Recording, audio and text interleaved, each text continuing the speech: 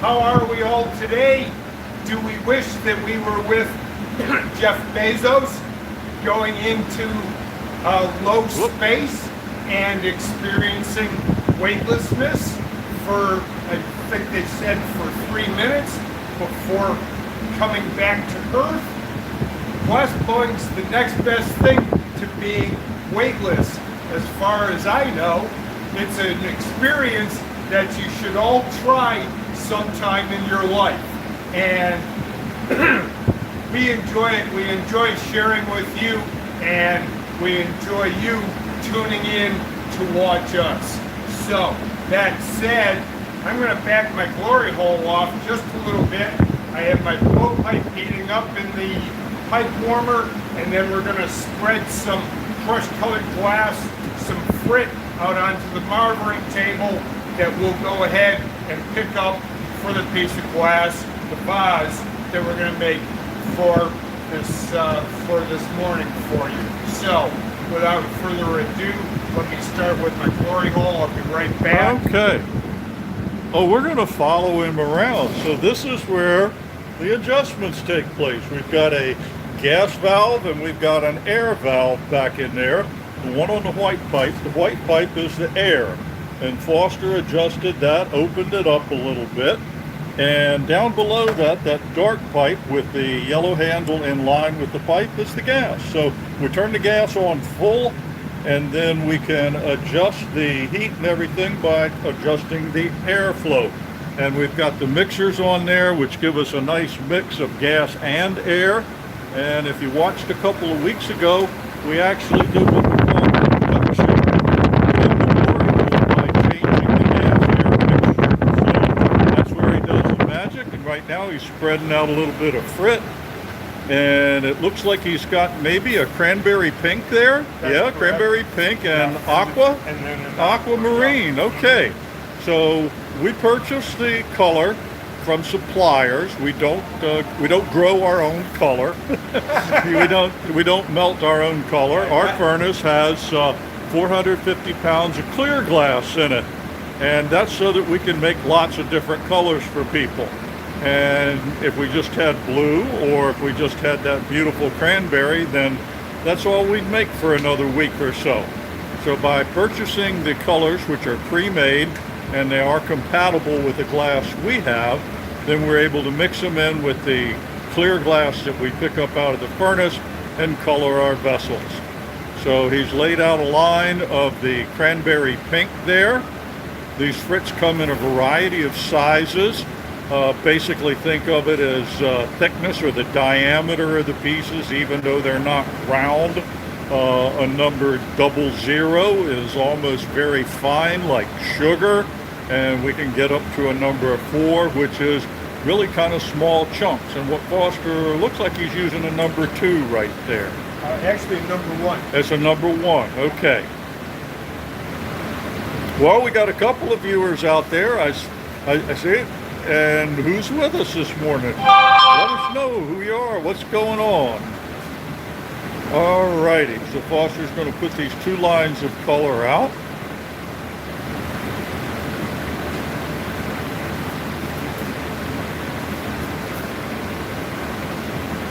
He's keeping these lines separated because if he were to mix all these colors together, it would take him just about a week to pick out all the aquamarine from the cranberry pink, or else he'd just have to leave them mixed permanently. So that's why he's got the space between them. And you saw him brush a couple of pieces of the aquamarine away, and we can lose a few pieces, but we don't want to lose all of that. So he's got the lines separated, and usually where the lines are spaced will tell us a little bit about how the color design's going into the piece. So are we going to have an upper and lower portion of this vase in different colors? That's correct. And the one that is closest to us at the front edge of the metal table, we call the marver, will be at the top of the vessel. And the one that's furthest away from us will be at the bottom of the vessel. And this is by design so that when Foster brings the clear glass over to pick it up, he'll be able to put the pipe up there, and the pink will be gathered very close to the pipe, and the aquamarine down toward the bottom. Well, good afternoon, Tommy's Workshop. Glad to have you with us from Yorkshire in the UK. There you go. All righty, so Foster's got the color out. He's got his pipe preheated over there. We have to preheat the irons before we use them. That's because glass will adhere better, and so that's why we preheat them. They get up to around 900 or 1,000 degrees or so. The glass sticks a little bit better, and also we don't have a cold pipe cooling off the glass. Imagine if we took that room temperature pipe and just stuck it into the furnace, it would immediately begin chilling and sucking the heat out of the glass that we immediately gather. So Foster's got his first gather of clear glass. He'll return to the bench, and now he'll use a wooden cup that's mounted on a handle. We call the tool a block. It's made of cherry wood, which is a nice tight grain, and the wood is shaped when it's cut green, still moisture from the tree. And it's intentional because we're going to keep the block in water all the time. This keeps it from cracking, and you can see a little bit of steam rise as Foster uses it. That steam forms like a bed for the glass to roll on in the block. Now, if we just sat there and rolled it back and forth, we could eventually burn the block up. Foster's blown into the blowpipe, covered the mouthpiece with his finger, and you can see the bubble expand out into the glass. That's because the glass was hot. He blew and compressed the air in the blowpipe and put his finger over it, and the air is seeking to equalize pressure with the outside atmosphere. Well, it isn't going to break apart that 304 stainless steel, and it's not going to blow his bony finger off the end of the pipe. No, it's It's not. going to go out into that bubble as long as the bubble is hot. But were he to dilly-dally too long, he wouldn't be able to blow it out because the cold glass would not move. Hence the popular saying around here, hot glass moves and cold glass don't. And who coined that phrase? That is a Bruceism. I will claim that one. All right, so now Foster's taking a second gather on the blowing iron, and I'm pretty certain, based on what I believe he'll make the size of this vase, this is when he'll probably pick up the frit off the marver. If he wants to make a really large piece, he might go for a third gather. But right now, you'll see him bring the iron over, and by angling the iron as he approaches the marver, you can see that that cranberry pink is being picked up on the upper portion of the vessel. And now by inverting the angle, pointing it downward and toward that aquamarine color, he's got his band of aquamarine covering it down at the bottom. So he'll probably do this a couple of times. He'll also tap the end in the aquamarine to make sure he doesn't have a clear spot on the bottom. Going to run through the color again, Foster? I am, Okay. yes, sir. So how many times we run through the color determines the coverage of the color on the piece. So if we go a lot, we can get a really dense coverage. If we don't go very much, we'll get a more sparse coverage. And I'm gonna guess that he's gonna twist this frit. Are you? Or blow in the mold? Actually, I'll twist it up a little bit Okay. just to help with the coverage, and then I'll go into the optic mold. Okay. So when we talk about twisting it, you can see what this frit looks like. It's little spots of glass, little pieces, little dots. And what Foster will be, and they're gathered on the piece right there. What Foster will be able to do in a few moments is lay that gather of glass onto the metal table and start twisting it in one direction only. And when he does that, those little dots become lines. We can do that either when we can even do it when we've been in the optic mold. He's going to give a little bit of a design element here to it. And he'll also be doing some twisting after he goes in the mold. So there he goes into the mold, and he's twisting the iron there. So that is another option for how to twist it. And each of those little dots has become a line now, and they'll move horizontally across the piece. So there you see, yep, we got it in focus. That's how the dots become lines. Okay, so we've got Webfoot Rosin and Wood Creations saying hello to Tommy. How about letting me know where you're from? Okay, so Tommy's saying hello to David. Have we got another one from Yorkshire? We got some more of our UK friends online here. What Foster's doing right now is using the jacks, the two metal blades, to create a little button on the bottom to grip it, twist the glass a little more, and cut that bit off. So now he's pretty much got what he needs as far as the coloration in there. Ah, from Oregon. Okay, what part of Oregon there, David? And I'm betting it's hot no matter where it is. They're having breakfast there in Oregon. Yeah. Portland. Hey, how about that? My son and his family are in Portland, have been for a little over 5 years now. So I love the city. Powell's is one of my favorite places to visit when I'm in town.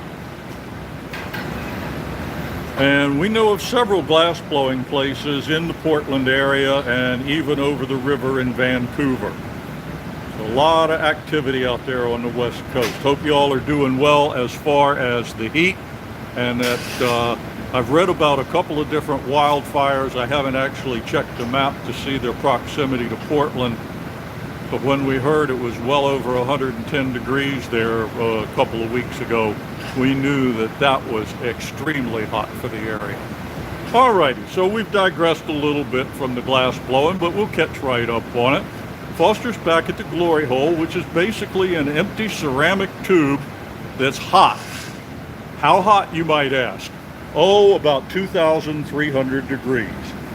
So right now he's rolling the glass on the marver to shape it, and by altering the angle, he cools different portions. See how that dark band showed up? That's an indication that he cooled the glass right there. He's trapped the air in the blowpipe again, and there he goes with some expansion.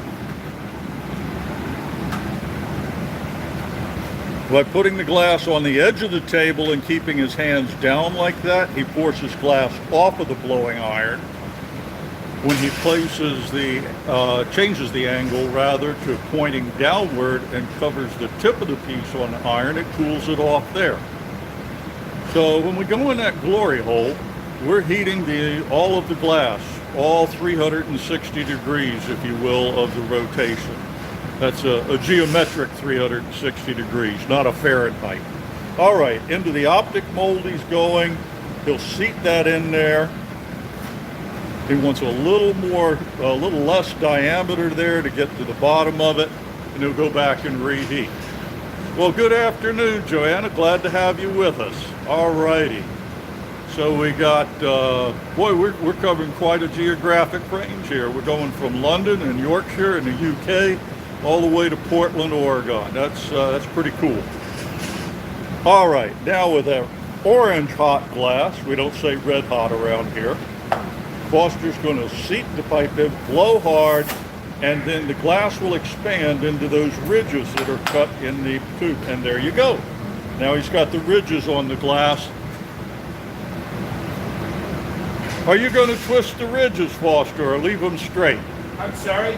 You're going to twist the ridges or leave them straight? I'm going to leave them straight. He's going to leave them straight. So the good news is, well, not the good news, but if you were wanting to see the creation of the vase, he's done with the decorative elements right now. He's got the frit gathered on there. He's got the frit twisted into lines. And now he's got the, if you will, vertical striping of the ridges from the optic mold. He uses the jack blades to cut a constriction in the glass just off the blowpipe. Very important to remember that. We teach a lot of classes here, and every once in a while we'll get a student that tries to cut their jack line on the blowpipe. And we have to remind them that none of us are named Clark Kent and we don't bend steel. So Foster's cut a jack line just off the end of the blowing iron, and that'll allow him to separate the vase from the blowpipe. Most of our pieces are made by creating a sphere or spherical shape with a jack line in it, and then we adjust that shape. He's got the sphere and the jack line, and now he's using centrifugal force to adjust the shape. By spinning it around, it's lengthened. You can see it got longer. He'll cool the bottom of it a little bit and now blow, and you can see a little bit of inflation there. Now he may do this in a couple of steps. You don't want to try and do everything all at once, because you'd have to have the glass so hot it might be out of control. He's reinforcing the jack line there.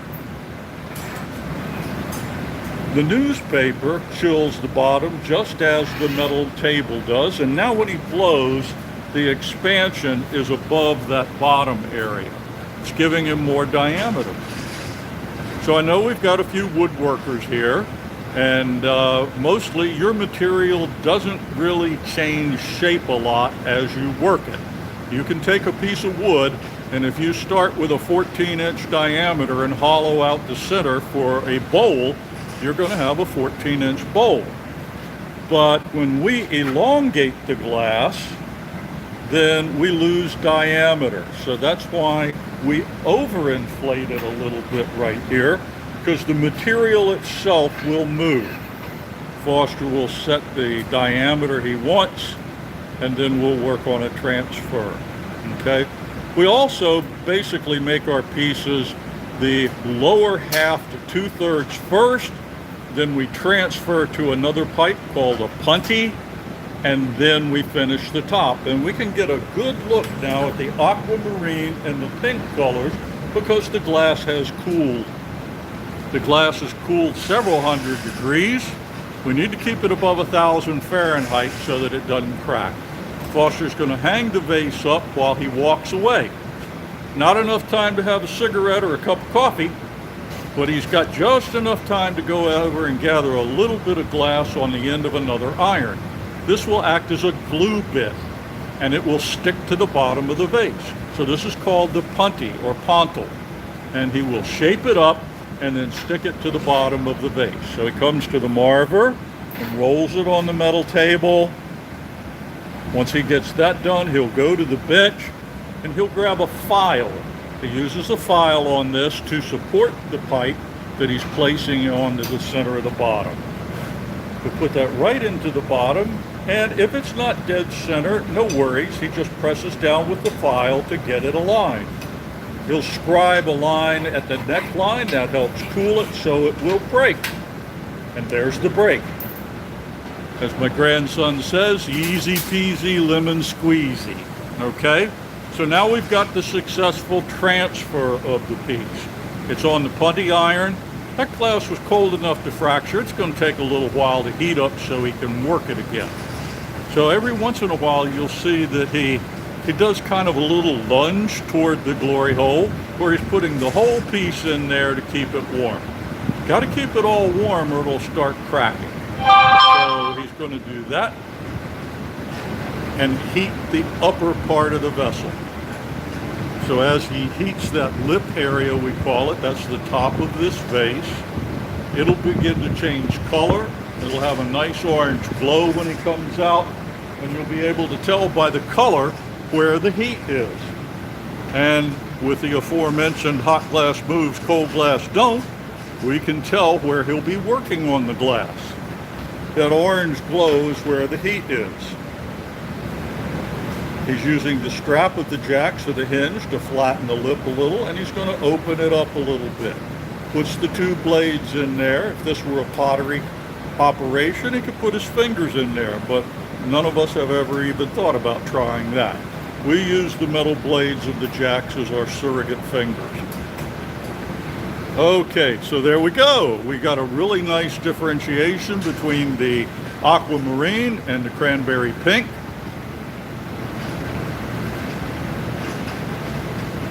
And so we'll hang out here for a moment and see what else he has in mind. Now we can do a lot of different things with this. He can flare the lip if he wants. He can lengthen it a little bit if he likes. Or it's a perfectly serviceable and beautiful vase right there. He could just put it away. But given the amount of time he's reheating, he ain't putting this away. Not yet anyhow. Let's see what he does. He's put the jacks in the piece and he's lowered the angle of his hand.